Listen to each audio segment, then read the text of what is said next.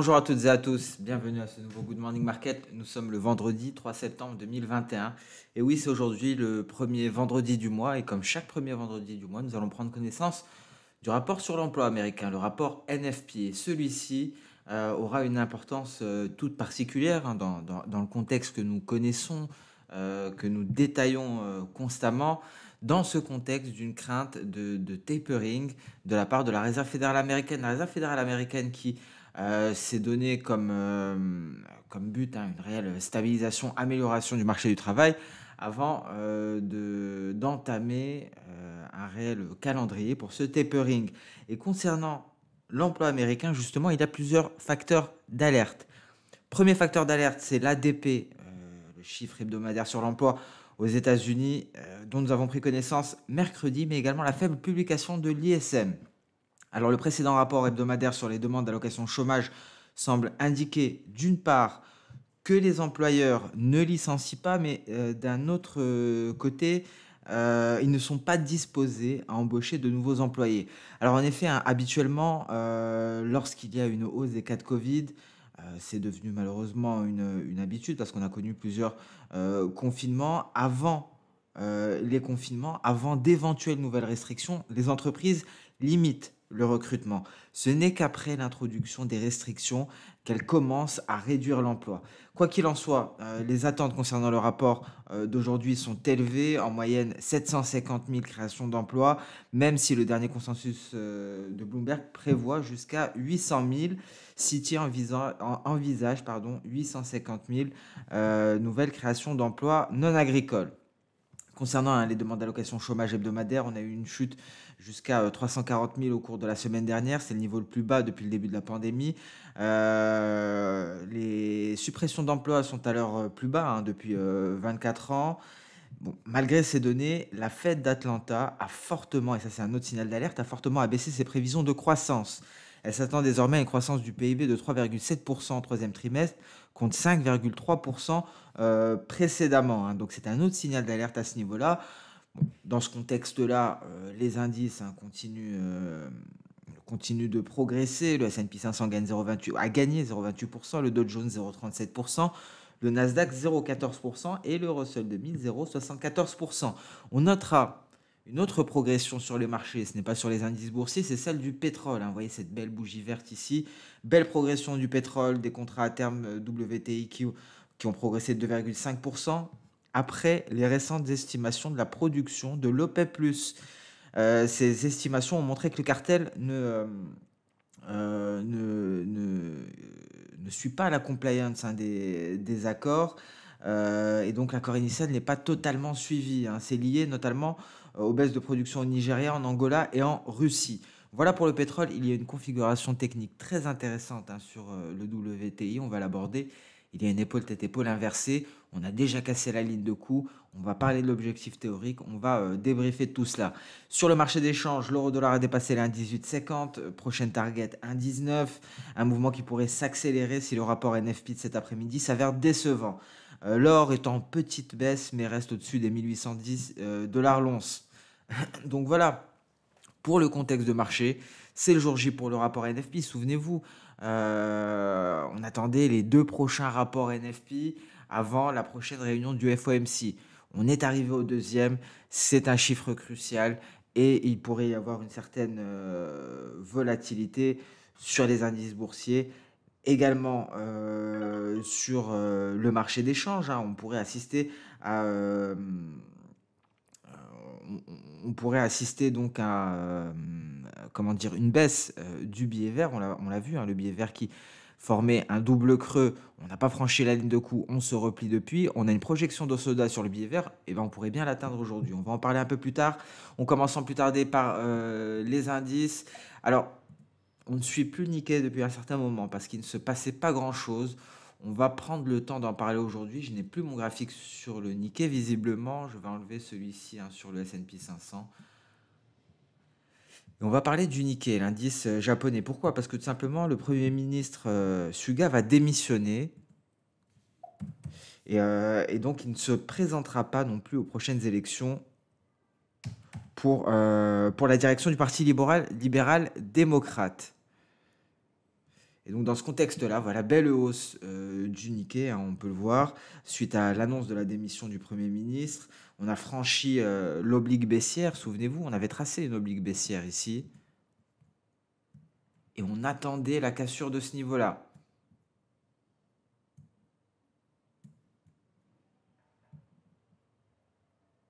Cette cassure a eu lieu, c'est un réel signal d'achat.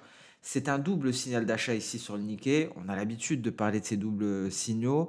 On a tout d'abord un premier signal Ishimoku, validé par la Chikou qui est passé par un twist. Et on a un second signal chartiste intervenu lors de la clôture au-dessus de l'oblique baissière reliant les différents sommets. On est à un plus haut depuis, il me semble, la mi-juin. Exactement, depuis la mi-juin 2021. Donc, beau signal ici pour le Nikkei, c'est l'annonce de la démission du Premier ministre, hein, qui a donc été vecteur d'accélération haussière sur le Nikkei que l'on avait délaissé car il ne se passait pas grand-chose, hein, pendant un petit moment. On était en train d'osciller autour de la Kijun. Maintenant, un réel signal est intervenu sur le Nikkei.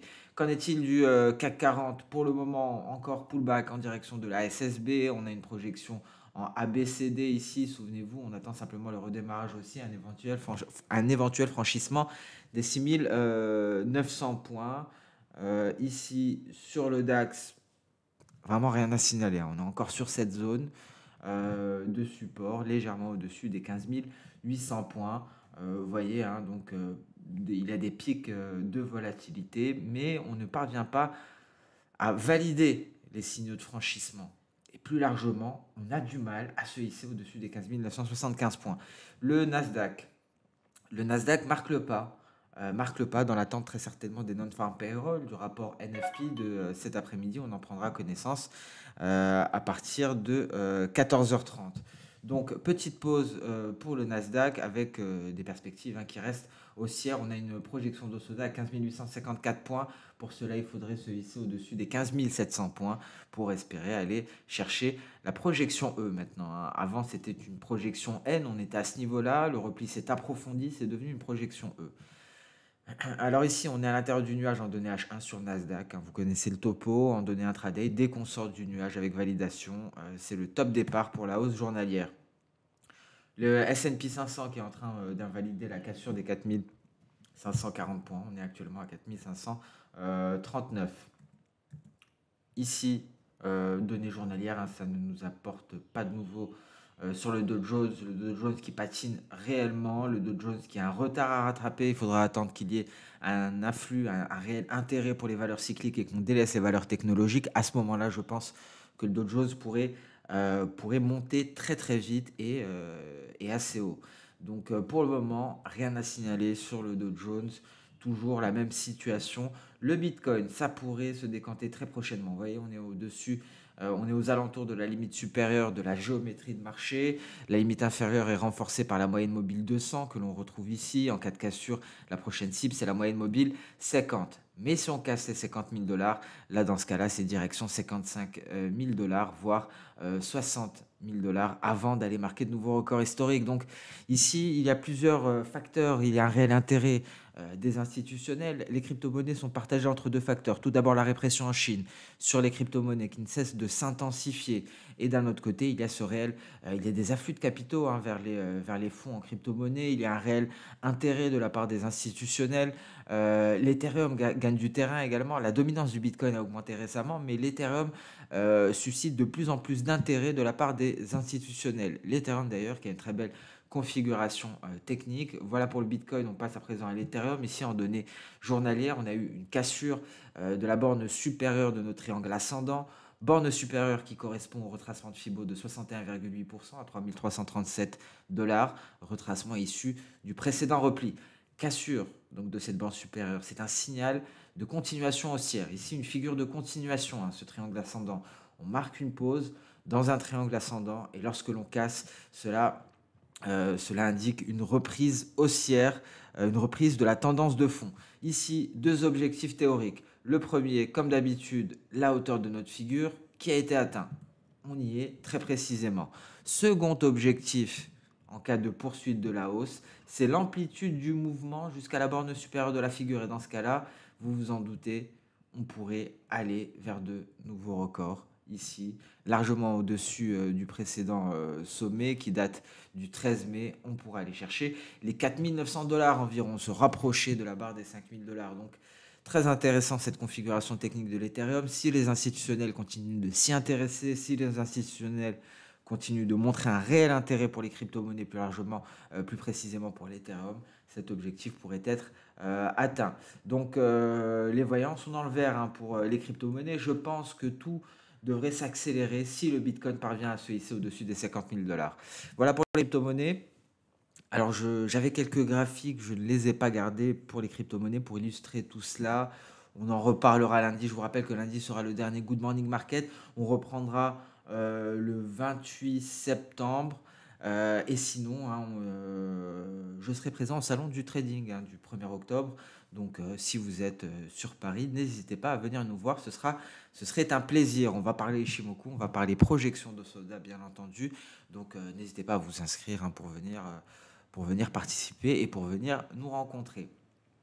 Alors, le gold, ici, rien à signaler, légèrement au-dessus des 1810. Ce qui nous intéresse aujourd'hui, c'est le pétrole. Vous voyez, on a cassé la Kijun, on a cassé la Tenkan en données journalières, en données hebdomadaires, ça se passe très bien. En données journalières, on est très précisément sur l'endroit, plus ou moins, hein, que l'on avait présagé. Alors ici, deux scénarios. Soit, comme précédemment, on se replie, on réintègre. Dans ce cas-là, les perspectives sont baissières. On a les 68 $. Par la suite, on a les 65. Deuxième scénario, qui est renforcé par la vision H4, on va le voir en H4, c'est on poursuit à la hausse. On sort du nuage par le haut. Et là, cette figure, c'est un drapeau. C'est une figure de continuation. On a les deux objectifs ici. Vous voyez le premier qui est là, qui nous ramènerait légèrement au-dessus, voire aux alentours des récents sommets. Le second objectif nous ramènerait vers de nouveaux sommets d'après pandémie. Donc, situation très intéressante pour le pétrole WTI, en train de tenter de casser la borne supérieure de son drapeau, en train de tenter une traversée de nuages. Encore plus intéressante de intraday avec cette figure en épaule, tête-épaule inversée, avec pour objectif le sommet du 6 juillet, tout simplement, les 77,14 $. Ici, on va essayer de retrouver ce niveau en journalier, 77,14 $, juste ici. C'est l'objectif théorique de la figure en épaule, tête-épaule. Mais on garde en considération également les retracements de Fibonacci qui sont des obstacles intermédiaires. On remarquera d'ailleurs que la ligne de coût coïncide avec le retracement à 50%, les 69,60 $. Il faut se hisser au-dessus du 38,2%, les 70,70 $. Et donc ici, quelle est la règle de trading avec une épaule-tête-épaule lorsque l'on s'est intéressé, lorsque l'on a appliqué les retracements de Fibo? Tout simplement, ce que l'on peut faire, on peut fractionner son ordre encore une fois et prendre des bénéfices à chaque retracement de Fibonacci. Une autre vision plus agressive, si je puis dire, c'est tout simplement mettre au début un volume minime. Donc, dans la première stratégie, on imagine un volume de 4, on va dire un volume de... Ah, attendez, on va essayer d'être plus précis. Un volume de 4. 4 lots ici. On clôture le premier à 38,2, le second à 23,6, à 0 le troisième, et on laisse couler, on laisse courir le quatrième jusqu'à l'objectif théorique. Ça, c'est l'approche, si je puis dire, la moins risquée. Seconde approche un peu plus agressive. On met un lot ici, lorsqu'on franchit 38,2, on renforce, et on renforce encore à 23,6. On prend ses bénéfices à 74,20 ou on laisse courir jusqu'à l'objectif. Il y a plusieurs manières d'aborder la chose, ça va dépendre des événements, ça va dépendre des news. Donc, plusieurs manières de faire, ça dépendra aussi et surtout de votre profil d'investisseur. Le tout, c'est de déceler ces figures chartistes et d'avoir de réels objectifs. Et en termes d'objectifs, souvenez-vous, lorsque l'on sort d'une figure chartiste, nous avons un premier réflexe, c'est de sortir les projections de Soda pour avoir un autre objectif, encore une fois. Et ici, vous voyez, la précision, notre objectif, alors ça va être un peu plus bas. Dommage qu'on n'a pas un E ici. Je l'ai maintenu en E, mais ça va être un peu plus bas tout de même.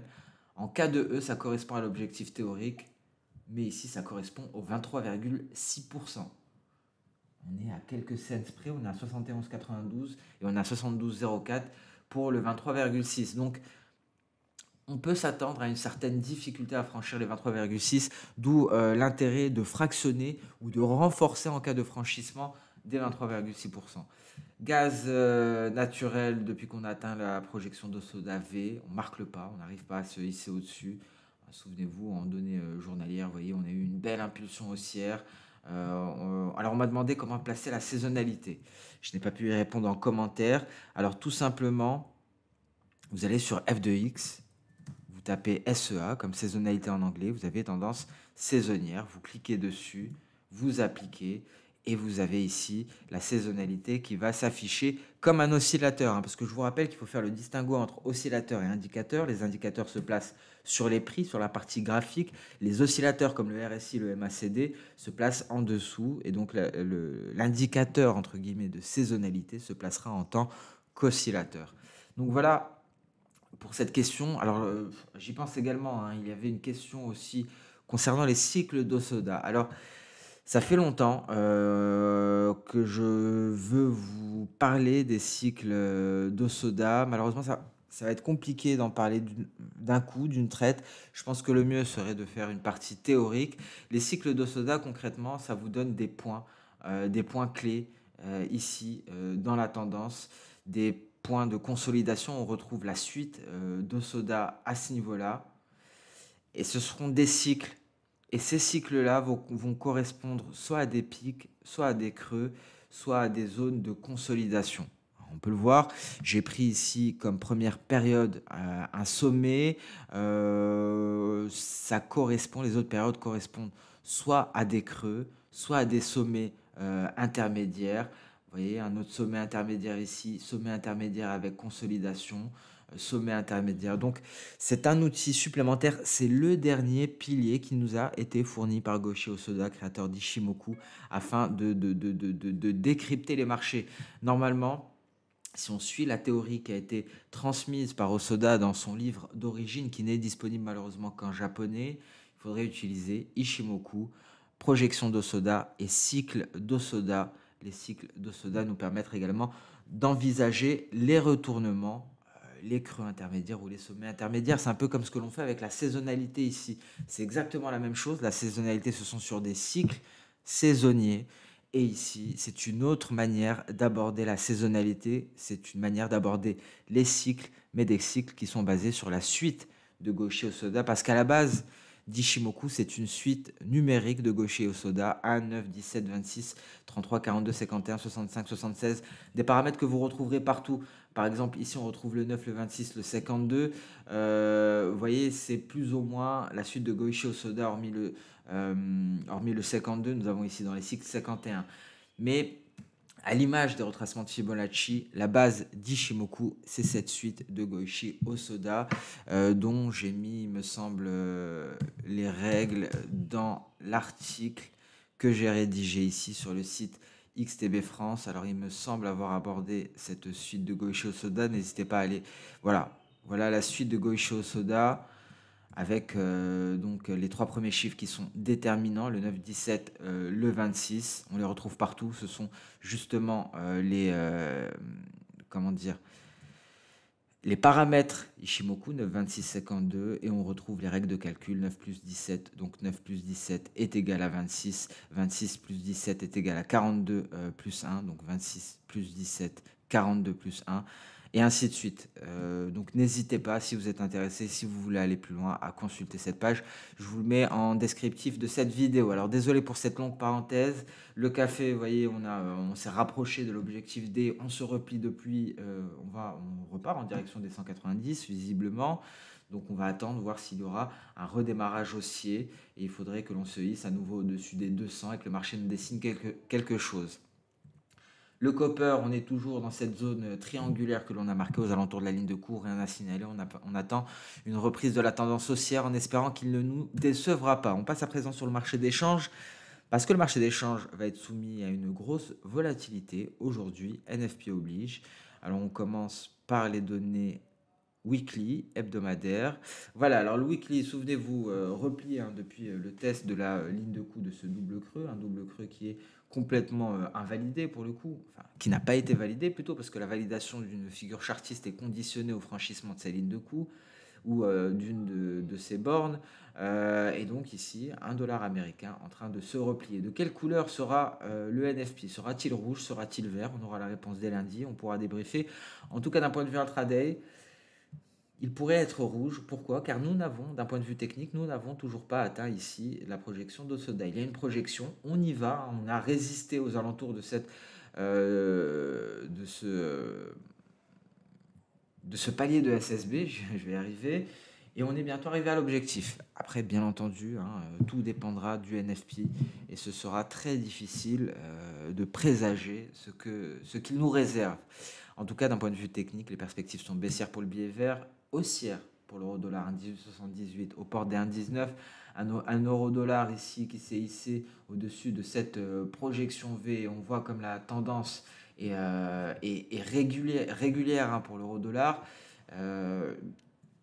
Donc ici, sur l'euro-dollar, d'un point de vue technique, c'est un peu plus compliqué hein, que le billet vert. Autant pour le billet vert, on a un réel sentiment baissier. Pour l'euro-dollar, c'est neutre hein, pour le moment. On est en train de temporiser. Donc c'est vraiment le NFP qui sera à la clé. GBP-USD, à noter ici, on se hisse au-dessus de l'oblique baissière. Peut-être un signal. GBP-CHF, bravo. On a eu validation du signal. Mais on rencontre ici, la personne que je félicite d'ailleurs se reconnaîtra. Mais attention parce qu'on rencontre ici une oblique baissière assez importante. Vous voyez, on est en train de se replier à son contact. Une oblique baissière que l'on avait tracée lorsqu'on on s'y intéressait. Hein, vous voyez, c'est l'oblique baissière qui relie ces deux sommets ici. C'est le sommet très précisément du 2 avril et le sommet du 24 avril. Un sommet, une oblique baissière qui avait été franchie. Et cette fois-ci, on a du mal à s'en affranchir. Alors la Chikuspan est bien sortie du nuage. On va peut-être aller chercher la Tenkan pour rebondir dessus avec un peu plus d'élan et donc réussir à franchir les 1,2663, ce qui permettrait une poursuite haussière en direction des 1,27. C'est tout ce qu'il y a à signaler, à part quelque chose d'assez intéressant que je vous ai retrouvé sur la UD-USD, vous voyez. Alors ici, la UD-USD en données H4, je m'en suis rendu compte hier en plein enregistrement, souvenez-vous, donc j'ai essayé de creuser un petit peu le raisonnement sur la UD-USD. On a cette belle figure en épaule, tête-épaule inversée. On va marquer chaque élément de la figure par une flèche verte. Voici l'épaule, voici la tête, voici la seconde épaule. On a cassé la ligne de cou et on a un bel objectif. Et cet objectif est intéressant, pourquoi? Car il correspond à la SSB du nuage journalier. Ici, nous avons un nuage journalier. Hein. J'ai ajouté deux Ishimoku. Un premier Ishimoku, je double-clique dessus pour voir les paramètres, par défaut, c'est-à-dire en données H4, comme mes prix. Mes prix sont en données H4. Mon Ishimoku, qui est avec un nuage gris, est par défaut en H4. Un second nuage, Ishimoku. D'ailleurs, très souvent, lorsque je fais ça, je retire la Tenkan et la Kijun pour alléger mon graphique. On peut même retirer la Chikuspan. Et donc, on a un nuage en bleu et orange. On voit ici en bleu. Et c'est sur l'intervalle D1. Entre parenthèses, plus 1, c'est-à-dire une unité de temps supérieure à celle par défaut. Je suis en H4, plus 1, c'est le journalier. J'applique et je retrouve un seul et même graphique avec deux Ishimoku sur deux unités de temps, un Ishimoku H4 et une projection Ishimoku journalière. Et vous voyez, à l'heure actuelle, on intègre le nuage journalier et l'objectif théorique correspond à une SSB. Donc, si on venait à pousser le raisonnement et les hypothèses, on pourrait intégrer le nuage journalier pour aller chercher l'objectif théorique de notre figure en épaule, tête-épaule inversée. Et on pourrait donc atteindre l'objectif théorique et refuser de sortir du nuage. C'est très fréquent, notamment qu'il y a, à noter qu'il y a une SSB en palier. Donc voilà pour le raisonnement. C'est un outil, c'est quelque chose que j'utilise énormément également, les deux projections Ishimoku sur un seul et même graphique. Ça vous évite d'avoir plusieurs écrans. Ici, par exemple, j'ai une vision journalière et une vision H4 sur un seul et même graphique. Donc voilà, je suis assez content d'avoir vu cela avec vous, étant donné que j'ai remarqué que l'objectif théorique correspondait avec la SSB du nuage journalier. J'ai choisi ce moment-là pour vous présenter cette méthode. Les auditeurs de longue date savent déjà le faire, connaissent déjà cette manière d'utiliser Ishimoku. Et donc, c'est pour nos nouveaux auditeurs. C'est tout ce que j'ai à signaler, en tout cas pour ma part, sur le marché d'échange. Et c'est sur ce que l'on va mettre un terme à ce nouveau Good Morning Market avec pas mal de théories. Encore une fois, j'espère que ça vous servira. Comme d'habitude, si vous souhaitez compléter mes propos, parce que très souvent, je ne vais pas au bout des choses, eh bien, des fois, il m'arrive de me tromper. N'hésitez pas d'ailleurs à me corriger si c'est le cas. N'hésitez pas à compléter mes propos, que tout le monde puisse en profiter. J'espère que tout cela vous servira concrètement dans le trading, car le but, bien entendu, ici est de trader, hein. Tous ces contextes de marché-là, ça nous permet d'avoir tout d'abord une certaine confiance en nous. Pourquoi? Parce que lorsque l'on maîtrise l'environnement, on est plus confiant dans ces signaux techniques. Alors effectivement, beaucoup disent que le technique se suffit à lui-même. Je suis d'accord sur le scalping, sur le très très court terme. Lorsque l'on va sur des unités de temps un peu plus longues, je pense qu'il faut avoir une maîtrise du contexte de marché. C'est pour ça que je commence chaque Good Morning Market par le contexte de marché. Il faut savoir ce qu'il y a dans la tête des investisseurs, des opérateurs, parce que ce sont les opérateurs qui vont porter à la hausse un indice, qui vont faire se replier considérablement une matière première, par exemple comme le pétrole. Donc il faut essayer d'avoir les mêmes données que les opérateurs pour anticiper leur psychologie, leur réaction. Donc c'est très important. Je pense que c'est capital d'allier contexte de marché fondamentaux avec le technique lorsqu'on est sur des unités de temps intraday, journalières, voire de long terme, en hebdomadaire ou en mensuel. C'est pour cela que l'on prend le temps chaque jour de faire ce contexte de marché. Ça nous permet d'avoir un biais haussier ou baissier et de comprendre le sentiment général. Est-ce qu'on est en risque on? Est-ce qu'on est en risque off? C'est-à-dire est-ce que l'on est en appétit pour le risque ou en aversion au risque? Et quels sont les éléments qui pourraient changer la donne, qui pourraient inverser le sentiment? Quels sont les éléments qui pourraient accélérer une tendance actuelle sur tel ou tel actif? Donc voilà, ces petits éléments d'explication pour nos nouveaux auditeurs, car j'ai l'impression qu'il y en a de plus en plus. En tout cas, je découvre de nombreux auditeurs lors de commentaires et j'en suis ravi. Donc n'hésitez pas à vous manifester. Voilà pour cette conclusion. Merci à toutes et à tous. Très bonne séance de trading. Soyez prudents avec le rapport NFP, hein. Le début d'après-midi risque d'être mouvementé, notamment pour le métal jaune, hein, le gold qui n'a pas été passionnant lors des dernières séances, mais il pourrait se rattraper. Et surtout, un excellent week-end. On se donne rendez-vous à lundi pour le prochain Good Morning Market. Au revoir.